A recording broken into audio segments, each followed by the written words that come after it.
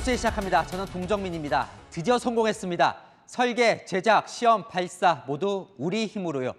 한국형 발사체 누리호가 2차 발사에 성공하면서 실용위성을 자체적으로 쏜 세계 7번째 국가가 됐습니다. 지난해 10월 1차 때는 이 비행은 했지만 궤도에 올려놓질 못했었죠. 이번엔 고도 700km의 궤도에 올라가 초속 7.5km 빠른 속도로 지구 주변을 안정적으로 돌고 있습니다. 그야말로 성공인 거죠. 이제 시작입니다. 9년 뒤엔 달 착륙을 목표로 하고 있는데요. 전남 고흥 나로 우주센터 연결해 보겠습니다. 자, 이철호 기자, 성공 맞는 거죠? 네, 먼저 감격스러운 발사 장면부터 보고 오시죠. 3, 2, 엔진 점화, 26, 누리호가 대지를 울리는 엔진 소리와 함께 누리호가 창공을 가르며 날아올랐습니다. 누리호는 발사 2분 3초 만에 1단 로켓을 분리하고 페어링 2단 로켓을 차례로 떼어내면서 목표 궤도인 고도 700km까지 올라갔습니다. 마침내 발사 12분 55초부터 성능 검증 위성과 모조품 위성을 차례로 분리하기 시작했는데 두 개 모두 목표한 궤도 진입에 성공했습니다. 2022년 6월 21일 오늘 16시에 발사된 누리호는 목표 궤도에 투입되어 성능 검증 위성을 성공적으로 분리하고 궤도에 안착시켰습니다. 이어서 성능 검증 위성과 남극 세종기지 간의 첫 교신도 성공했는데요. 위성에서 받은 GPS 정보를 토대로 위성 자세와 배터리 상태 모두 안정적이라는 것을 확인했습니다.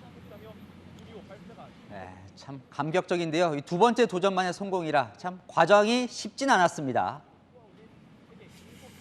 네, 맞습니다. 아무래도 첫 발사에 실패했기 때문에 연구진은 신중하게 발사 준비를 해왔는데요.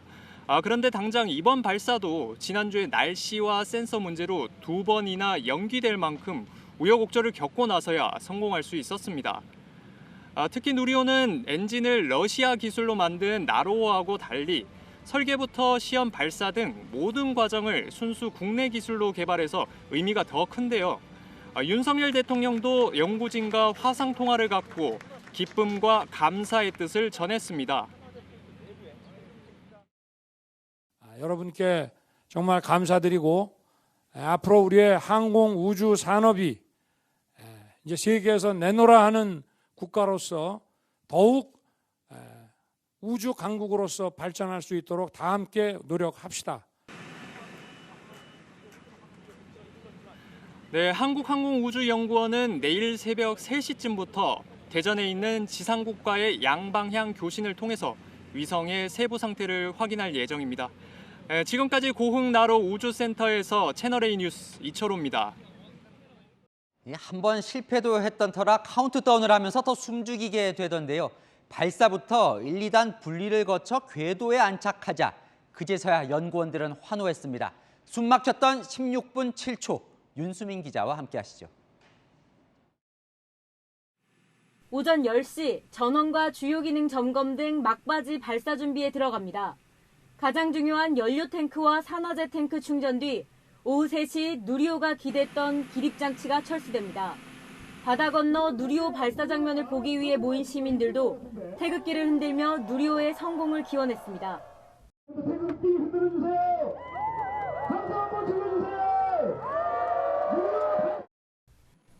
4시 정각이 되자 300톤급 주행진을 장착한 누리호가 빨간 화염을 내뿜으며 하늘로 치솟습니다. 누리호가 발사되었습니다. 2분 3초 만에 1단 연소가 끝난 뒤 2단으로 분리됩니다. 2단 로켓은 우주의 경계 부분인 고도 100km까지 순조롭게 날아갑니다. 발사 3분 47초 뒤 위성 보호 덮개인 페어링이 분리됩니다. 곧이어 2단 로켓이 분리되고 3단 로켓이 점화됩니다. 지난해 1차 발사 때 실패했던 지점, 목표 고도 700km에도 무사히 도달한 누리호. 발사 14분 35초 만에 무게 180kg의 성능 검증 위성 분리 뒤 15분 47초 뒤 위성 모사체 분리까지 성공했습니다. 누리호가 목표 궤도에 안착하자 연구원들은 안도하며 하이파이브를 하기도 합니다. 발사체의 최종 목적은 원하는 궤도에 그 위성의 속도를 맞춰서 이렇게 정확하게 투입하는 것입니다. 그러니까 초속 7.5km, 지난번에 달성하지 못한 숫자를 거의 정확하게 달성을 했습니다. 누리호의 16분 7초간의 비행. 한국 우주개발 새 역사는 이렇게 쓰여졌습니다. 채널A 뉴스 윤수민입니다. 지난해 실패했던 1차 발사 때와 다른 게 또 있는데요. 모형이 아니라 실제 위성이 실렸습니다. 한반도 주변의 지진, 바다, 미세먼지 등을 탐지하게 될 텐데요. 우리 손으로 만든 이 위성들, 과거엔 인도나 러시아 발사체에 주로 실렸는데 이번엔 우리 발사체에 실린 거죠. 김유빈 기자입니다. 발사 약 14분 뒤 분리된 180kg짜리 성능 검증 위성. 이 성능 검증 위성은 4개 대학이 개발한 초소형 위성 4기를 품고 있습니다. 각기 다른 임무를 맡은 위성들은 8일로부터 이틀 간격으로 하나씩 빠져나옵니다. 위성에서 위성을 사출하는 건 세계 최초입니다. 연세대 팀이 개발한 큐브 위성 미머는 한반도의 미세먼지를 관찰합니다. 미세먼지가 많을 수 있는 도심 지역이라든지 예를 들 수 있으면 서울도 미세먼지가 많은. 연세대 팀은 2018년에도 위성을 만든 적이 있지만 당시엔 우리 발사체가 없어 많은 비용을 내고 인도 발사체를 빌려 탔습니다. 앞으로는 다릅니다. 누리호로 우리나라 위성 지구 궤도에 올릴 수 있다면 발사 비용을 절약할 수 있고요. 언제든지 우주를 활용할 수 있다는 큰 좋은 장점입니다. 카이스트 팀이 개발한 위성 랑데브는 지구가 반사하는 여러 파장대의 빛을 수집해 농작물의 작황과 바다 플랑크톤 상태 등을 살핍니다. La technologie n'est pas très haute. Elle a quelques années. Mais elle est fiable. Et c'est très complexe. Il y a de tout. De l'électronique, de la mécanique. Et tout ça dans l'environnement spatial. 서울대 연구팀이 개발한 스노글라이트는 한반도의 지진과 해일 등을 감시할 예정입니다. 조선대 연구팀이 개발한 스텝큐브는 백두산 천지의 폭발 가능성과 한반도 주변의 잠수함을 탐지합니다. 한반도의 지구 관측을 수행하는 것을 임무 목적으로 하고 있습니다. 성능 검증 위성에 이어 초소형 위성들까지 모두 안착한다면 누리호는 완벽한 성공에 이르게 됩니다. 채널A 뉴스 김유빈입니다.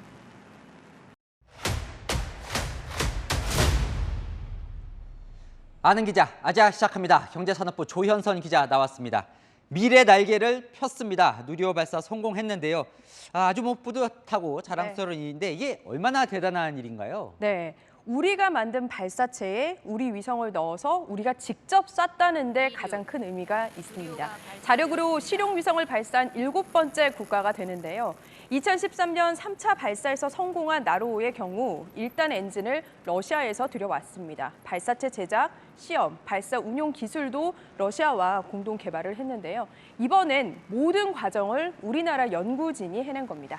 자, 지난해 10월에 한번 이제 실패를 했잖아요. 네. 무엇을 보완을 해서 이번엔 성공을 한 겁니까? 네, 말씀하신 것처럼 누리호 1차 발사 때는 이 발사체가 목표 궤도인 700km까지는 갔어요. 네. 근데 3단 산화제 탱크의 균열로 이 산화제가 새어나가면서 실패를 했습니다.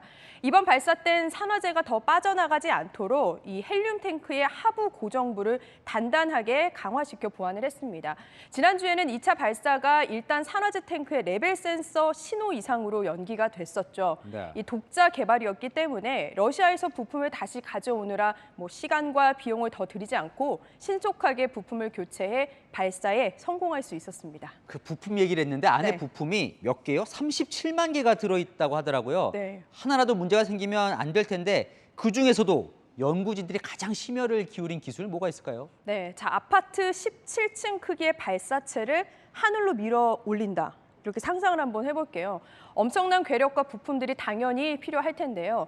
누리호는 영하 183도의 극저온 액체 산소와 3000도 이상의 화염을 견뎌야 하는 발사체입니다. 이 말씀하신 대로 37만 개 부품 중 이 하나의 오차도 용납이 되지 않거든요. 누리호 개발 때 가장 연구진을 괴롭히는 건 이 누리호의 심장격인 75톤급 엔진의 이 불안정 연소였다고 합니다. 네. 무려 설계를 12번 바꿔서 184차례, 그러니까 1만 8천 초의 연소 시험을 한 뒤에 이 해법을 찾았습니다. 이 75톤급 엔진 4개를 또 한 몸처럼 묶어서 300톤의 추력을 내는 클러스터링 기술도 우리 연구진이 직접 구현을 했다고 합니다. 네, 참 뿌듯하네요. 자, 이제부터는 그러면 언제든지 우리 땅에서 위성을 쏘아 올릴 수 있는 겁니까? 네, 그렇습니다. 이 항공우주연구원 관계자가 말하길 위성 하나를 쏘더라도 이 남의 손에 의지해 쏘는 것과 직접 실현하려는 능력을 갖는 거는 이 천지 차이라고 설명을 했는데요. 해외 발사체에 의존할 필요 없이 비용을 내지 않고 우리가 원할 때 미세먼지 측정 등 다양한 역할의 위성을 쏘아 올릴 수 있는 겁니다. 자, 미국 보면요, 뭐 우주 여행 간다 이런 리포트 저희가 많이 전해드렸는데 네. 전 세계 선진국들이 우주 개발에 달려들고 있어요. 우리나라는 그럼 뭐 어느 정도 수준에 와 있는 겁니까 지금? 네, 우리나라 지난 2013년이었죠. 나로 발사 성공으로 우주 발사체 발사국을 뜻하는 스페이스 클럽에는 이미 가입이 돼 있습니다. 우리나라는 11번째 가입국이고요. 인류가 1957년 최초 인공위성을 우주에 보낸 지 65년 만에 우리도 성공을 한 겁니다. 네. 러시아, 미국, 유럽, 중국, 일본, 인도에 이어서 1톤이 넘는 실용 위성을 쏠 수 있는 나라가 됐습니다. 또 12년간 2조 원 가까운 예산이 투입된 누리호 이번 발사에는 국내 300여 기업이 참여를 했고요. 우리나라는 이 후발주자지만 이번 발사를 기점으로 미국처럼 이 민간 기업이 주도하는 우주 개발이 활성화될 것이란 기대도 나오고 있습니다. 네, 누리호는 이제 성공을 했어요. 네. 다음은 뭡니까 그럼? 네, 당장 오는 8월입니다. 올해 8월 국내 최초 달 탐사선 다누리 발사가 예정이 돼 있습니다. 또 내년 발사를 목표로 한 누리호 3호기는 현재 조립 중에 있고요. 2027년까지 우리 손으로 만든 위성을 실은 누리호를 4차례 더 추가 발사를 해서 우주 개발에 박차를 가하게 될 전망입니다. 네, 기대가 큽니다. 네, 아는 기자 조현선 기자였습니다. 다음 소식입니다. 서해 공무원 이대준 씨 피격 사건과 관련해서 단독 취재한 내용 지금부터 전해드리겠습니다. 2년 전 해경은 이 씨의 월북 증거로 사라진 구명조끼를 들었습니다. 침실에 있던 구명조끼가 없어진 걸 보면 사고가 아니라는 거죠. 저희가 당시 해경의 초동 수사 자료를 일부 입수했는데요. 거기 적힌 승조원의 진술은 전혀 달랐습니다. 당시 배 안에 있던 구명조끼 85개는 그대로 있었다는 겁니다. 박수유 기자의 단독 보도입니다. 2020년 9월 해양수산부 공무원 고 이대준 씨가 서해상에서 북한군에 피살되고 한 달 뒤인 10월 22일 해양경찰청은 무궁화 10호에 있던 구명조끼가 사라졌다고 강조했습니다. B형의 구명조끼가 침실에서 발견되지 않은 점으로 미뤄보아 이 B형의 구명조끼 착용 가능성이 높은 것으로 도박에 과몰입돼 큰 빚을 진 상태였고 구명조끼 착용 정황 등을 볼 때 잦은 월북으로 판단된다고 발표했습니다. 그러나 채널A가 입수한 해경의 초동 수사 보고서에선 정반대의 정황이 확인됐습니다. 해경의 수사 결과 발표 한 달 전인 9월 23일 작성된 내사 보고서에는 무궁화 10호 승조원에 확인한 결과 구명조끼 등 함수품 중 사라진 물품은 없는 것으로 확인됐다고 적혀 있습니다. 이틀 뒤인 9월 25일 무궁화 10호 승조원 조사에서도 출항 시부터 구명조끼의 정확한 개수를 파악하고 있었다는 진술이 있었지만 최근까지 공개되지 않았습니다. 출항할 때부터 몇 개를 가지고 있었는지 파악하고 있었고 월북으로 몰기 위한 거짓 발표를 한 거라고 생각합니다. 해경은 채널A의 관련 질의에 대해 사실관계를 파악 중이라고 밝혔습니다. 반대 정황과 진술을 숨기고 왜 서둘러 월북이라고 단정 발표했는지 진상규명을 요구하는 움직임이 더 거세지고 있습니다. 채널A 뉴스 박수유입니다. 물론 여러 가능성은 열려 있습니다. 고 이대준 씨가 배 안에 없던 다른 구명조끼를 입고 물에 들어갔을 가능성도 있지요. 하지만 이 씨의 친형은 이 씨의 동료 직원에게 이런 말을 들었다고 저희 취재진에 밝혔습니다. 해경 측으로부터 구명조끼 한 장이 없어졌다고 말하라는 압박을 받았다는 겁니다. 김지혁 기자입니다. 고 이대준 씨가 근무하던 서해어업지도 관리단. 무궁화 10호 선원들은 이대준 씨 사건 이후 뿔뿔이 흩어진 가운데 현지 분위기는 뒤숭숭합니다. 그러다 이제 화를 다 났죠. 셰프 분위기는 그다지 좋은 건 아니겠죠. 이 씨가 피살된 직후부터 해양경찰청은 무궁화 10호 승조원 7명을 모두 조사했습니다. 근무 환경과 이 씨의 근무 태도는 물론 경제 상황 등도 캐물었습니다. 그 결과 한 달 뒤인 10월 22일 해경은 이 씨가 자진월북했다고 판단했다며 발표했습니다. 채널A는 초동수사보고서에서 사라진 구명조끼는 없다고 진술한 승조원 등을 직접 취재하려 했지만 연락이 닿지 않았습니다. 이런 가운데 이 씨의 유족 측은 승조원 중 일부가 해경의 조사 과정에서 진술 압박을 받았다는 이야기를 들었다고 밝혔습니다. 혹시 분실된 자켓이 있느냐 없다 라고 했었고 들은 얘기로는 뭐냐면 라이프 자켓이 한 장이 없어졌다라는 얘기를 하라고 했다는 거예요.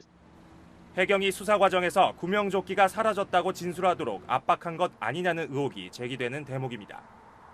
해경 측은 채널A의 취재에 합법적이고 정상적인 절차에 따라 조사를 진행한 것으로 알고 있다고 해명했습니다. 감사원이 해경 수사 과정에 대한 감사에 나선 가운데 해당 의혹도 규명 대상에 포함될 것으로 보입니다. 채널A 뉴스 김지혁입니다. 저희가 당시 월북 발표에 의혹을 제기하는 건 이 몰아가는 듯한 정황들이 계속 나오고 있기 때문입니다. 이 당시 해경은 월북으로 판단된다며 이런 이야기까지 했었습니다. 실종자는 정신적 공황 상태에서 현실 도피의 목적으로 월북한 것으로 정신적인 문제까지 언급했는데 이 해경 내부에서도 전문가 소견도 없이 단정짓는 것에 우려가 컸던 것으로 전해졌습니다. 조현진 기자입니다.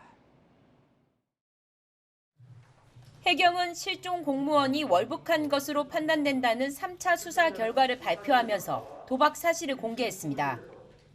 도박에 깊이 몰입되어 있었음을 저희들이 확인했고 특히 각종 채무 등으로 개인 회생 신청, 급여 압류 등 절박한 경제적 상황에서 이대준 씨의 정신적인 문제까지 거론하며 자진 월북으로 결론지었습니다.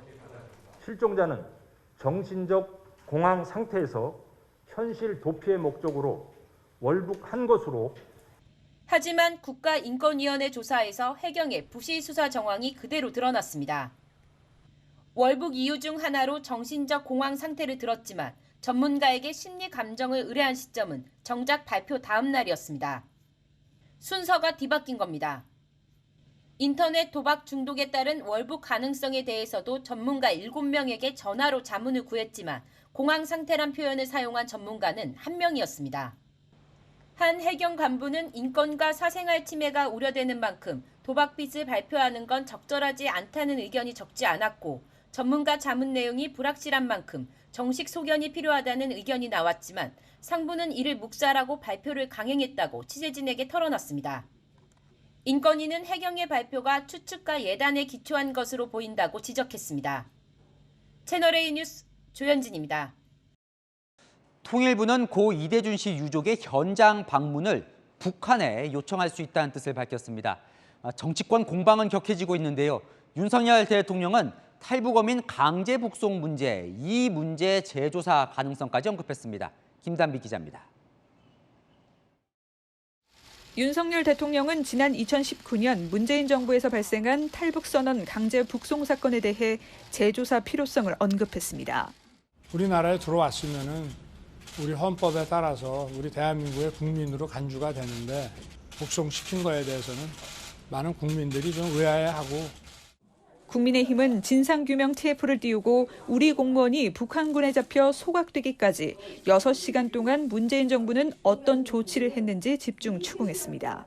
해수부 공무원이 북한 군인들에게 잡혀 있다는 것을 확인하고 6시간의 여유 시간이 있었습니다. 문재인 정부가 살릴 수 있었는데도 북한의 살인을 전 방조했다고 보는데 문재인 전 대통령을 정조준해 청와대 지시사항 등 대통령 기록물로 지정된 관련 문서를 공개하라고 압박했습니다. 제가 있으면 그게 설사 대통령이라도 책임을 져야 되는 것이 대통령은 책임 안 진다는 그런 제도가 어디 있습니까? 야당도 가만히 있지 않았습니다. 당시 월북을 했다는 근거는 충분했다면서 국민의힘이 자료 공개 여부를 결정하면 될 일이라고 공을 넘겼습니다. 지금의 국방부를 통해서 미국의 자료를 갖다가 공개하도록 동의해달라고 얘기를 하면 되는 것입니다. 월북이 아니라는 근거를 먼저 대라고 역공도 펼쳤습니다. 그러니까 월북의 근거를 찾기 어렵다고만 하지 말고 월북이 아닌 근거를 얘기를 해야 거기에 대한 반박을 저희가 하지 않겠습니까? 우상호 민주당 비대위원장은 대통령 기록물도 공개 못할 게 없다면서도 모든 책임은 윤석열 정부가 져야 할 것이라고 경고했습니다. 이런 가운데 통일부는 현장 방문 등 진상규명을 위한 유족의 요구사항을 북측에 전달하겠다고 밝혔습니다. 채널A 뉴스 김담비입니다. 윤석열 정부의 첫 부동산 대책이 나왔습니다. 임대차법 영향으로 전셋값이 급격하게 오른 것이 큰 문제 중 하나죠. 정부는 전월세를 5% 이내로 인상하는 임대인에게 각종 혜택을 준다는 계획입니다. 집주인들의 반응까지 안건우 기자가 취재했습니다. 전세 만료 날짜가 다가올수록 세입자들은 피가 마릅니다. 여기 4년째 살고 있는데 2배가량 올랐습니다. 네, 전세 대출을 받아서 인상분을 올려줘야 될 것 같습니다. 임대차 시장 안정에 초점을 맞춘 윤석열 정부의 첫 부동산 대책. 시장 왜곡 논란이 된 임대차법은 그대로 뒀습니다.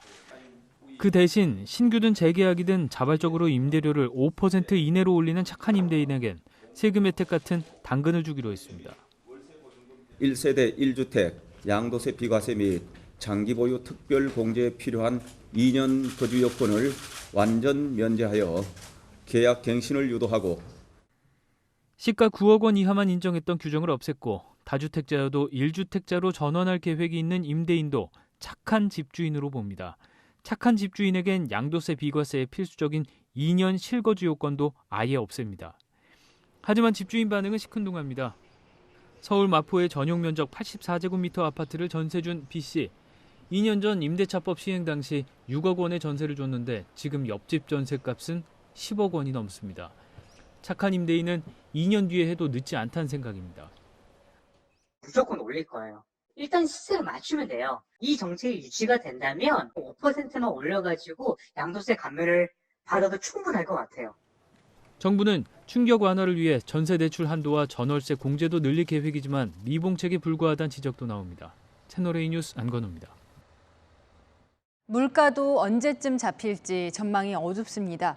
한국은행은 앞으로도 5%대 물가가 이어질 것이라고 전망했습니다. 이 5%를 유지할지도 불확실합니다. 이제 평범한 직장인이 점심 한 끼 먹는 것도 부담스럽습니다. 이민준 기자입니다. IT 업계에 있는 30대 직장인 유모 씨. 재택근무를 하다 가끔 판교에 있는 회사로 출근하면 껑충 뛴 점심값이 피부로 느껴집니다. 직장인들이 점심 먹으러 가는 데는 좀 정해져 있는 편이거든요. 그래서 기존에 다니던 단골집이나 이런 데 가도 조금씩 1, 2천 원씩이라도 올라가져 있는 게 이제 많이 느껴지는 부분입니다. 상황이 이렇다 보니 런치플레이션이란 말까지 나옵니다. 하지만 월급은 그대로인 만큼 값싼 한 끼를 찾아 나설 수밖에 없습니다. 날도 더워지고 해서 오늘도 점심에 냉면 먹었는데 거기도 작년보다 한 1,000원 정도 가격이 또 인상됐더라고요. 좀 부담이 되다 보니까 저는 그 구내 식당을 좀 더 자주 이용하게 되는 것 같습니다. 이처럼 직장인들에겐 밥 한 끼도 적지 않은 부담인데요. 실제로 외식 물가 10개월 누적 상승률은 금융위기 때를 웃돌고 있습니다. 문제는 앞으로 더 오른다는 겁니다. 한국은행은 불과 한 달 만에 올해 물가 상승률을 4.5%에서 4.7%로 높여 잡았습니다. 소비자 물가 상승률이 3월 중 4%를 웃돈 데 이어 불과 2달 만에 5%를 상당폭 상회하며 2008년 글로벌 금융위기 이후 가장 높은 수준을 나타내고 있습니다. 당장 6월 물가부터 6%대로 뛰는 걸 어떻게든 억누를 계획입니다. 이창용 총재는 다양한 요소를 두루 살펴보겠지만 물가 상승세가 바뀔 때까지 물가 중심 통화 정책을 운영하겠다며 빅스텝을 포함한 금리 인상 가능성을 시사했습니다. 채널A 뉴스 이민준입니다. 이렇게 어려운 경제 상황 속에서 정부는 공기업 허리띠 졸라매기에 나섰습니다. 대통령 주재회의에서 파티는 끝났다는 말이 나왔습니다. 윤석열 대통령은 대규모 구조조정을 예고했는데요. 호화청사를 매각하라는 말까지 했습니다. 조영민 기자입니다. 윤석열 대통령이 공공기관에 대한 대규모 수술을 예고했습니다. 문재인 정부에서 공공기관이 늘어나고 부채도 급증했다며 방만하게 운영된 부분을 찾아 개선하겠다고 한 것입니다. 350개에 이르는 공공기관 혁신은 전 부처가 함께 추진해야 할 과제이고 국가 전체를 보고 가야만 하는 것입니다. 강도 높은 지출 구조 조정이 필요합니다. 지난 5년간 공공기관 수는 29개, 인력은 11만 6천 명 늘었고 부채는 84조 원이 늘어난 것으로 나타났습니다. 비공개 국무회의에서 추경호 경제부총리는 공공기관 파티는 끝났다며 강도 높은 구조 조정을 예고했습니다. 윤 대통령도 공기업 호화 청사를 매각하고 임대를 통해 비용을 절감하는 것이 필요하다고 강조했습니다. 또 고연봉 임직원은 스스로 받은 대우를 반납하고 과도한 복지 제도를 축소하는 솔선수범을 보여야 한다고 지적했습니다. 윤 대통령은 국무회의에 앞서 출근길까지 오늘 하루에만 2차례 공공기관 개혁에 대한 강도 높은 발언을 쏟아냈습니다. 요즘 경제가 어려울 때는 우리가 전통적으로 늘 공공부문이 먼저 솔선해서 허리띠를 졸라맸습니다. 대통령실 관계자는 윤 대통령이 최근 또 다른 회의에서도 공공부문의 비효율적 운영을 지적하며 세금 식충이가 되면 안 된다는 점을 강조했다고 전했습니다. 윤 대통령은 기획재정부의 TF를 만들어 구조조정을 통해 거둔 비용은 국고로 환수하고 그 돈이 어려운 이들에게 돌아가게 하라고 지시했습니다. 채널A 뉴스 조영문입니다. 어제 민주당은 동료 의원에게 성희롱 발언을 한 의혹을 받는 최강욱 의원에게 당원 자격 정지 6개월 징계를 내렸습니다. 단 한 명의 반대 의견도 없는 만장일치였지만 당내에선 갈등이 벌어지고 있습니다. 전혜정 기자입니다. 더불어민주당 윤리심판원은 어젯밤 위원 만장일치로 온라인 회의에서 동료 의원을 성희롱했다는 이른바 짤짤이 사건과 관련해 최강욱 의원에게 당원 자격정지 6개월에 중징계를 결정했다고 밝혔습니다. 하지만 박지원 전 민주당 비대위원장은 무거운 처벌이라고 보기 어렵다고 비판했습니다. 최강욱 의원을 감싸고 은폐에 가담한 의원들에 대한 진실규명이 필요하다면서 최 의원이 속한 초선 강성파 모임인 철험회 해체도 주장했습니다. 지난 대선 때 이재명 후보의 기본소득을 비판했다가 당원 자격정지 8개월 처분을 받았던 이상희 제주대 교수도 가벼운 징계 처분을 내렸다며 민주당은 썩었다고 비판했습니다. 반면 강성 지지자들은 당원들의 의사가 반영되지 않았다, 아군에게 총질한다면서 징계 철회를 촉구했습니다. 또 최 의원의 징계를 의결한 윤리심판원 소속이라며 8명 의원의 얼굴과 실명을 공개하고 문자 폭탄을 보냈는데 이들 중 김회재 의원을 제외한 나머지는 윤리심판원 소속이 아니었습니다. 안민석 의원은 최 의원 징계는 월드컵을 앞두고 손흥민을 집에 돌려보낸 꼴이라며 철험회 해체는 매우 단편적인 주장이라고 반박했습니다. 최 의원은 소명 과정에서 사실관계를 인정하지 않았는데 재심 신청 여부에 대해선 말을 아끼고 있습니다. 성희롱 발언에 대해서는 부인하시는 결과가 나왔나요? 저 결과를 모르고 있습니다. 네, 지금 내일 비대위가 징계를 확정하면 최 의원은 당대표를 뽑는 8월 전당대회에 출마도 투표도 할 수 없고 2년 뒤 총선 공천 심사 때도 불이익을 받을 전망입니다. 채널A 뉴스 전혜정입니다.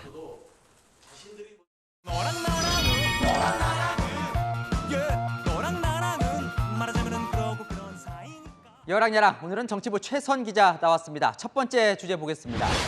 팽팽한 전운, 비장한데요. 누구 이야기일까요? 네, 이준석 당대표 징계 여부가 내일 결정되죠. 국민의힘 분위기는 그야말로 폭풍 전야인데요. 전망은 엇갈립니다. 막연하게 누가 문제를 유튜브에서 뭐라고 했다, 그것만 갖고 우리가 증거로 삼을 수는 없지 않겠습니까?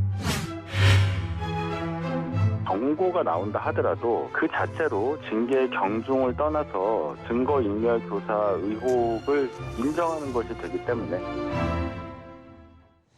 그러니까 여당 대표가 여당 윤리위에 이 운명이 맡겨진 아주 이례적인 일인데요. 어떤 결과가 나오든 좀 시끄러울 것 같습니다. 네, 징계 수위는 4단계인데요. 당원권 정지 이상 징계를 받으면 대표직 유지가 쉽지 않을 거란 전망도 나오고요. 가장 낮은 수위인 경고라도 도덕성 문제가 따라붙어 조기 사퇴론이 불거질 수 있습니다. 새 정부 임기 초 이런 혼란에 여당 지도부도 난감한 모양입니다. 여러 매체를 통해서 당내 갈등 상황에 노출되고 있습니다. 지도부의 한 사람으로서 매우 착잡하고 무겁게 느낍니다. 우리 모두 민심을 정말 두려워해야 합니다. 국민의힘 취재하는 기자들도 모두 이 건이 관심이겠죠? 네, 이준석 대표는 세상에서 가장 필요 없는 게 이준석 걱정이라며 오늘 예정된 일정을 소화했었는데요. 취재진들은 보시는 것처럼 이 대표의 동선을 쫓으며 입장을 물었습니다. 내일 윤리 관련해서 제가 아는 게 없기 때문에 모릅니다. 출석 요구를 받은 거는 없기 때문에. 경고도 강하다는 입장은 여전하신 거예요? 예. 내일 오후 7시 이 대표의 운명을 정할 당 윤리위원회가 열립니다. 네, 다음 주제 보겠습니다. 네, 좋은 아침입니다. 윤석열 대통령 출근길 인사인가요? 네, 아침마다 도어 스태핑이라고 하죠. 즉석 질의응답을 하고 있는데요. 최근 변화가 생겼습니다. 어떤 점이 달라졌는지 영상으로 비교해 보시죠. 물러나줬으면 좋겠다는 생각이 드실까요? 네, 와이노믹스에 대해서 부자감사라는 뜻하는 일이 된다고 생각합니다. 좋은 아침입니다. 레드 카펫이 깔렸군요. 장소가 바뀐 겁니까? 네, 그동안 지하에서 했었는데 청사 공사가 마무리되면서 1층 현관부터 대통령 전용 엘리베이터까지 레드 카펫이 깔렸습니다. 장소는 바뀌어도 대통령의 도어 스태핑은 계속되고 있습니다. 자, 볼 때마다 좀 궁금했었는데요. 기자들은 정말 즉석에서 마음껏 질문을 하고 있는 건가요? 네, 보통 윤 대통령이 오전 9시쯤 도착하는데요. 기자들은 30분 전쯤 나가서 미리 기다린다고 합니다. 질문은 그야말로 즉석에서 조율 없이 이루어지고 있는데요. 그래도 현안은 정해져 있죠. 그렇다 보니 참모들이 예상 질문을 미리 대통령에게 뽑아주는 것으로 알려졌습니다. 사실 엄청난 변화죠. 매일 국민들이 대통령의 의견을 직접 들을 수 있다는 건요. 네, 이준석 대표는 보수 정당이 보여주지 못한 파격이라며 보수의 노무현이라고 윤 대통령을 평가했는데요. 반면 박지원 전 국정원장은 신선하고 좋은 이면에 반드시 사고가 난다고 전망했습니다. 소통이 필요하다는 건 여야 모두 생각이 다르지 않겠죠. 그래서 제가 사실은 일요일 날은 보통 정기 기자간담회를 할 생각이고요. 비상식이니까 궁금하신 내용이 많을 테니까.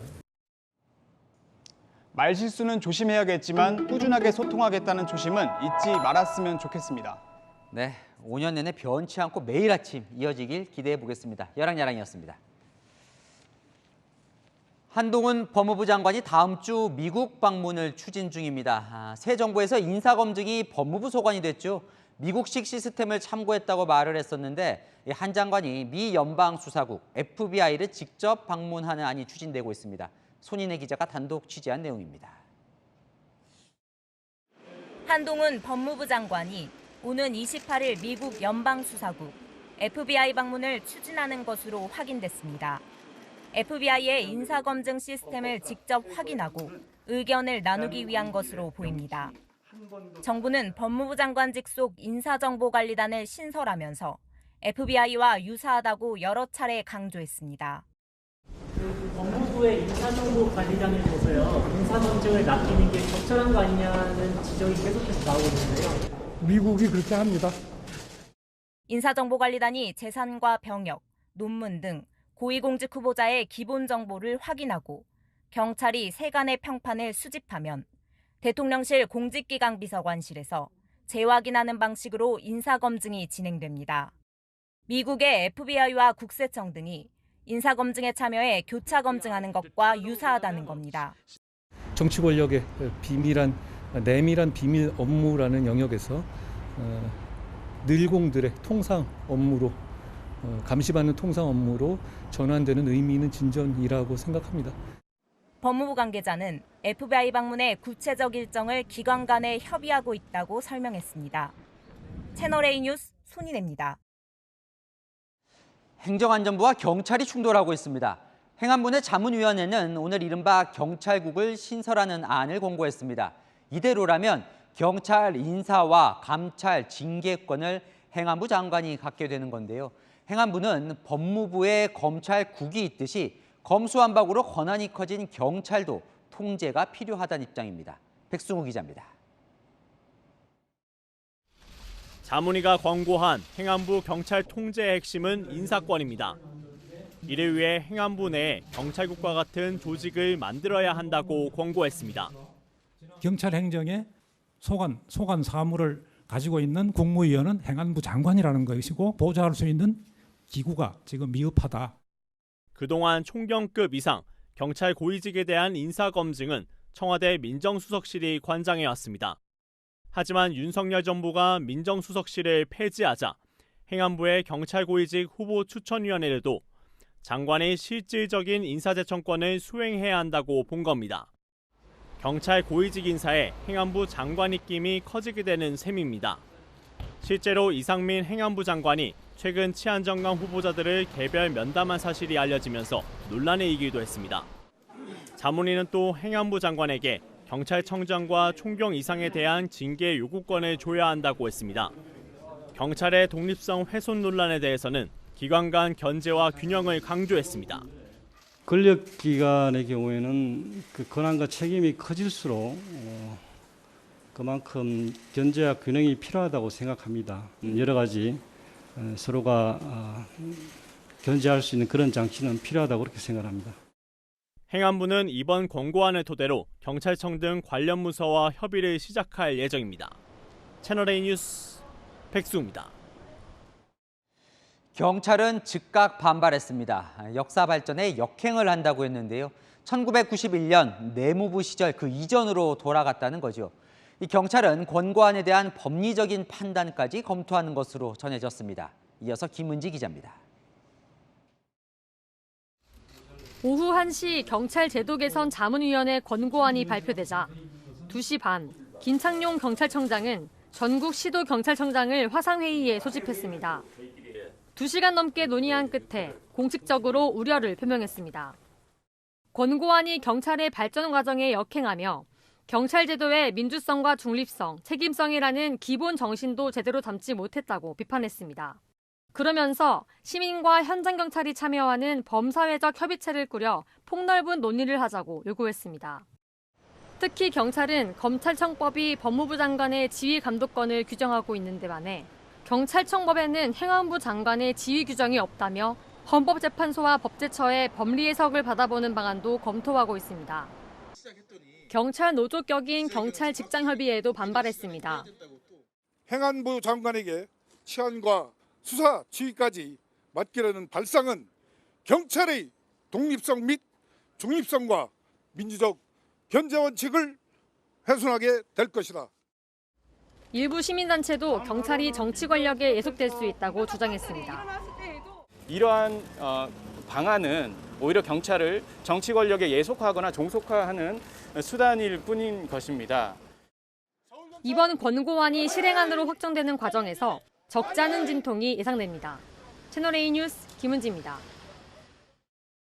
경기도의 새마을금고에 헬멧 쓴 강도가 침입했습니다. 직원들에게 최루액을 뿌리고 흉기까지 휘둘렀지만 금고털이에는 실패했습니다. 김호영 기자입니다. 검정 옷을 입고 모자를 둘러쓴 채 자전거를 끌고 오는 남성. 무더운 날씨에도 복면으로 얼굴을 가리고 장갑까지 꼈습니다. 건물 옆 공터에 자전거를 세워두고는 누가 훔쳐갈까 봐 자물쇠를 채웁니다. 잠시 뒤 인근 건물 입구에 10분 동안 앉아있더니 어디론가 사라집니다. 30분 뒤 제복을 입은 남성 2명에게 허둥지둥 쫓겨 달아납니다. 그런데 이 남성 헬멧을 쓰고 있습니다. 경기 남양주시에 있는 새마을금고에 강도가 침입한 건 어제 오후 4시쯤. 헬멧을 쓴 강도는 가스 분사기와 흉기로 위협하며 돈을 요구했습니다. 눈에 까청거려갖고 물 이렇게 보여주고 있던데요. 난장판이죠. 여직원들 쓰러져 있고 남자 직원이잖아. 남성이 새마을금고에 머문 시간은 1분 안팎. 범행 현장을 지켜본 목격자는 남성이 직원들의 얼굴 바로 앞에서 최루액을 뿌리고 직원들이 제지하자 흉기를 휘두르다 곧바로 도주했다고 전했습니다. 금고털이에 실패한 남성은 헬멧을 벗고 자전거 자물쇠를 푼 뒤 사라졌습니다. 범행 과정에서 직원 3명이 최루액을 맞아 병원에서 치료를 받았습니다. 경찰은 남성이 버린 가방을 증거로 확보하고 CCTV로 동선을 분석해 추적하고 있습니다. 채널A 뉴스 김호영입니다. 경찰이 회원수가 11만 명이 넘는 성매매 사이트 조직을 적발했습니다. 이 조직은 경찰의 단속 차량 번호도 파악하고 있었습니다. 신선미 기자입니다. 서울 강남의 주택가. 수사관들이 남성을 에워싸고 집 안으로 들어갑니다. 집 안엔 지폐를 세는 기계와 휴대폰들이 놓여 있고 컴퓨터 화면엔 성매매 여성의 근무 일지가 띄워져 있습니다. 남성은 성매매 사이트 조직의 운영진. 회원수만 11만 명이 넘고 전국 540여 성매매 업소가 광고를 실었습니다. 강남 일대 오피스텔 21개 방을 빌려 직접 성매매 업소도 운영했습니다. 온라인과 오프라인을 넘나들며 기업형 성매매 조직을 운영한 겁니다. 경찰 수사에 치밀하게 대비한 정황도 드러났습니다. 이들은 형사들이 승합차로 단속을 나온다는 걸 파악하고 미리 경찰서 주차장에 와서 차량 번호를 수집하는 치밀함을 보였습니다. 확보한 차량 번호를 업소 주변에 세워진 승합차와 대조하며 단속을 피했습니다. 그날 영업을 안 한다든가 또 수회에 걸쳐서 경찰 차량이 발견이 되면 업소를 다른 곳으로 신속하게 이사를 가는 등 그런 방식으로 고객 명단과 성매매 여성을 관리하는 장부는 해외 서버에 저장해 조직원이 잡혀도 나머지 일당이 언제든지 삭제할 수 있도록 했습니다. 경찰은 올 초부터 성매매 업소 집중 단속을 통해 이들 일당 등 370명을 검거하고 범죄 수익 35억 원에 대해 법원에 몰수 추징 보전을 신청했습니다. 채널A 뉴스 신선미입니다. 충전 중이던 킥보드의 배터리가 폭발하는 사고가 적지 않습니다. 비규격 급속 충전기로 완전 충전하는 것이 더 위험하다고 합니다. 김용선 기자입니다. 불 꺼진 전자제품 매장 구석에서 갑자기 폭발이 일어나더니 불길이 솟구칩니다. 희뿌연 연기가 순식간에 매장을 뒤덮습니다. 전동 킥보드 배터리가 충전 2시간 만에 폭발한 겁니다. 밤에 아파트 현관에서 충전하던 킥보드에 불이 나는 경우도 다반사입니다. 불이 나는 건 주로 리튬 배터리 때문입니다. 시민들이 자주 이용하는 전동 킥보드입니다. 킥보드 하나에 이런 식으로 연결된 리튬 이온 전지 수십 개가 들어있습니다. 과충전된 리튬 전지에 얼마나 불이 잘 붙는지 실험해봤습니다. 과충전을 막는 보호회로가 없는 배터리 4개 중 2개가 1분 30초 간격으로 잇따라 폭발합니다.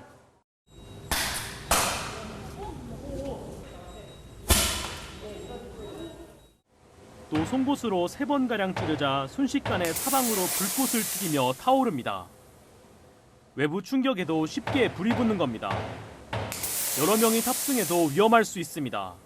1인 이상 초과 탑승할 경우에는 전지가 과도하게 사용이 되면서 이상 발열이 생길 수가 있거든요. 그래서 그런 점에서 유의를 하셔야 됩니다. 전문가들은 비규격 충전기로 급속 충전 시 배터리 수명도 줄지만 폭발 가능성이 높아진다며 완전 충전보다는 7에서 80%만 충전하는 것이 좋다고 권장했습니다. 채널A 뉴스 김용성입니다. 전기차 배터리 폭발 사고는 피해 규모가 더 큽니다. 불이 나면 삽시간에 번지고 물을 퍼부어도 좀처럼 꺼지지 않습니다. 다시 간다 남영주 기자입니다.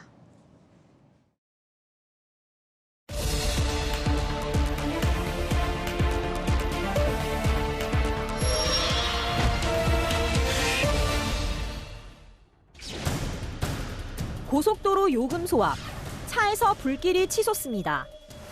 소방관들이 물을 뿌려도 연기가 쉴 새 없이 뿜어져 나옵니다. 밝구나 라고 생각하고 앞에 가니까 차가 불에 타고 있는 거예요. 본넷이 시꺼멓게 완전 다 탈 정도로. 부산의 고속도로를 달리던 아이오닉 전기차가 요금소 충격흡수대를 들이받은 건 지난 4일. 사고 직후 불이 붙었고 운전자와 동승자 모두 숨졌습니다. 전기차 화재 사고가 난 고속도로 톨게이트에 나와 있습니다. 사고가 난 지 열흘 넘게 지났지만 까맣게 그을린 충격흡수대에는 당시 화재 흔적이 고스란히 남아 있습니다. 차량 뼈대만 남을 때까지 타고서도 배터리 열은 식지 않았고 2차 발화를 막기 위해 이동식 수조까지 동원됐습니다. 화재 진압에도 7시간이나 걸렸습니다. 연기가 계속 공급되는 상태였고 이제 연기가 지속적으로 발생을 했기 때문에 이동식 수조를 설치를 해서 테슬라 전기차에서 뿌연 연기가 올라옵니다. 보통 엔진룸에서 불길이 치솟는 내연기관 차량과는 달리 연기가 나는 곳은 시트 바닥입니다. 갑자기 불이 번쩍이더니 옆에 있던 오토바이로 옮겨 붙습니다. 1분만 늦었어도 내가 저 안속에서 죽었을 수도 있겠다는 생각에 차 운전도 안 해봤고, 뭐 고속도로였다거나 아니면 차를 세울 수 없는 상황이었으면 나도 죽지 않았을까. 경찰과 소방이 조사했지만 결과는 원인 불명이었습니다. 전기차 불을 끄기 어려운 건 배터리 열폭주 현상 때문입니다. 차량 바닥에 배터리 팩이 충격으로 손상되면 온도가 순식간에 800도까지 치솟으며 연쇄 폭발하듯 불이 번집니다. 배터리 열은 계속해서 끓어오르기 때문에 불을 끄는 시간도 길어지는 겁니다. 지난 16일 소방당국의 실험 현장. 전기차 화재 진압에 쓰인 물은 5,000리터가 넘었습니다. 외부 불을 끄는데 1,000리터, 배터리 팩을 식히는데 4,000리터를 쏟아부었습니다. 그래도 배터리 열은 완전히 식지 않았습니다. 소방 펌프차 용량이 보통 3,000리터인 걸 고려하면 최소 2대 이상 투입돼야 불을 끌 수 있는 겁니다. 자동차 업계도 이런 상황을 모르는 건 아닙니다. 지금의 배터리는 액체형이기 때문에 화재에 취약하고 이게 공기 중에 노출돼도 화재 위험성이 전혀 없고 이런 상황이기 때문에 전고체 배터리로 소재 쪽에 어떤 기술 개발이 이루어졌다. 2017년부터 지난달까지 발생한 전기차 화재는 59건. 매년 증가하고 있습니다. 전기차는 자동차 시장의 대세로 자리 잡고 있지만 안전 인프라는 취약합니다. 2차 발화를 막기 위한 이동식 수조는 부산, 세종, 경기에만 있고 서울에는 아예 없습니다. 소방당국은 현재 14개인 수조를 연말까지 추가할 계획이지만 전기차 화재에 대한 불안은 쉽게 사그라들지 않고 있습니다. 다시 간다, 남영주입니다. 정부가 약 자판기를 설치하는 시범 사업을 허용했습니다. 빠르면 올해 말부터 늦은 밤에도 약을 살 수 있는 건데요. 약사들이 전면 거부하고 나섰습니다. 이혜주 기자입니다. 커다란 스크린과 카드 투입구, 제품이 나오는 곳까지. 일반 자판기와 다름없어 보이지만 일반 의약품 화상 판매기, 일명 약 자판기입니다. 자판기에 설치된 카메라와 모니터를 통해 약사가 원격으로 환자 상태를 보고 약을 판매하는 방식입니다. 제가 머리가 좀 아파서요. 콕콕 찌르듯이 아픕니까? 아니면 뭐 묵직하게 돈중한 통증이 있습니다. 화면에 약이 표시될 텐데요. 이 약은 액상 성분의 진통제입니다. 필요시 한 알씩. 정부가 어제 약국이 아닌 곳에서 약사가 약은 판매하지 못하도록 한 법을 2년간 유예하면서 개발됐음에도 10년가량 상용화되지 못했던 약 자판기가 설치 가능해진 겁니다. 약국 앞에만 자판기를 설치하는 게 허용 조건이지만 심야 시간과 공휴일 등 약국이 문을 닫는 시간에 일반 의약품을 살 수 있습니다. 자판기에서는 해열 진통제, 진경제 등 11개 약효군에 해당하는 약을 살 수 있어 편의점 상비약보다 종류가 더 다양합니다. 편의점에서도 사봤었는데 약에 대한 지식이 일반인들이 아무래도 약사님들에 비해서는 좀 더 떨어질 테니까 솔루션을 받아서 약을 살 수 있다면 더 좋지 않을까. 하지만 약사들은 대면 판매 원칙을 훼손한다면서 하나의 자판기도 설치하지 않겠다고 반발하고 있습니다. 청소년이 이제 손쉽게 의약품을 구입할 수 있는 판매 장치이다 보니까 이제 국민들의 의약품 오남용으로 인한 위험성이 이제 증가가 될 수 있고. 정부는 약사회 설득을 통해 3달간 약국 10곳에서 시범 운영하는 데 차질이 없도록 하겠다고 밝혔습니다. 채널A 뉴스 이혜주입니다. 홍콩의 역사적 명물이었던 수상식당 전보가 남중국해에 침몰했습니다. 세계 최대의 크루즈선도 사람을 태워보지도 못하고 고철이 됐는데요. 모두 코로나가 만든 비극입니다. 염정원 기자입니다. 1976년 마카오 카지노 재벌 스탠리 호가 중국 황궁을 본따 만든 홍콩 수상식당 전보. 46년 동안 영화 007 시리즈, 도둑들 등의 배경으로 등장할 정도로 홍콩의 명물이 됐습니다. 하지만 팬데믹 고비를 넘지 못했습니다. 경영 악화로 2020년 3월 영업을 중단한 데 이어 지난달 30일 폐업했습니다. 90年代最風光㗎啦，嗰陣時夜晚啊，哇幾多人嚟啊！尤其啲日本遊客啊，你知以前日本經濟好嗰陣時賣。 면허권도 만료되며 홍콩에 남겨둘 수 없어 동남아 지역으로 정박지를 옮겨야 했던 전보. 예인도 중 배에 물이 차면서 결국 남중국해 시사군도 부근에 침몰하며 46년 역사를 마감했습니다. 수영장, 멀티플렉스 영화관, 롤러코스터를 갖춘 테마파크까지 갖추고 승객 9,000명을 태울 수용 능력을 가진 세계 최대 크루즈선 글로벌 드림2는 진수도 못하고 고철로 팔릴 신세가 됐습니다. 70에서 80% 건조를 마쳤지만 발주사와 조선 소모기업이 코로나19 여파로 파산한 뒤 새 주인을 찾지 못했기 때문입니다. 선체는 고철로, 선체 내부 기계와 장비는 별도로 매각될 예정입니다. 채널A 뉴스 염정원입니다. 날이 푹푹 쪘던 오늘 올 들어 가장 높은 기온을 기록한 곳이 많았습니다. 특히 경북 예천과 충북 단양은 37도 이상 오르기도 했는데요. 오늘 오후에 폭염특보는 또 한 차례 확대 강화되면서 현재 대부분 경북에는 폭염경보가, 그 밖에 곳곳에는 폭염주의보가 내려져 있습니다. 내일도 한낮에 서울은 30도, 대전 32도, 대구는 35도까지 올라서 더위는 계속될 전망입니다. 한편 어젯밤 제주에는 장마가 시작됐는데요. 정체전선이 동쪽으로 이동하면서 잠시 소강 상태를 보이고 있습니다. 내일 전국 하늘에 구름만 지날 텐데요. 다만 남부 내륙과 강원 산지는 오후에 소나기가 오겠습니다. 모레 중국 부근에서 다시 정체전선이 활성화되면서 전국에 장맛비가 내리겠습니다. 특히 모레 오후부터 강하고 많은 비가 집중되겠고요. 비가 오면서 더위는 한풀 꺾이겠습니다. 날씨였습니다. 우크라이나 전쟁이 터지자 우리 과학기술계가 긴장을 했다고 합니다. 혹시나 이 러시아가 한국에 위성을 실어주지 않으면 어쩌나 해서요. 지금까진 발사체가 없다 보니 주로 러시아 발사체에 우리 위성을 실어서 보냈습니다. 드디어 누리호 발사가 성공하면서 우리도 발사체를 갖게 됐지요. 아직은 후발주자지만 선진국들이 다 뛰어든 우주전쟁, 우리가 갈 길은 명확해 보입니다. 이재용 삼성전자 부회장이 최근 한 말로 마침표 찍겠습니다. 첫째도, 둘째도, 셋째도 기술. 뉴스에 마칩니다. 감사합니다.